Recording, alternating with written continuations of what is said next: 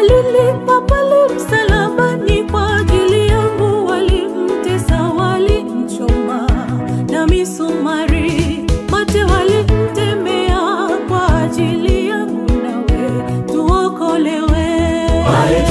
Aita kwa upendo mwingi, mwanangu njoo rudi nyumbani.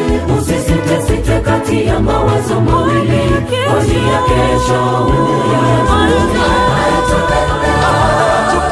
sisi watoto wake.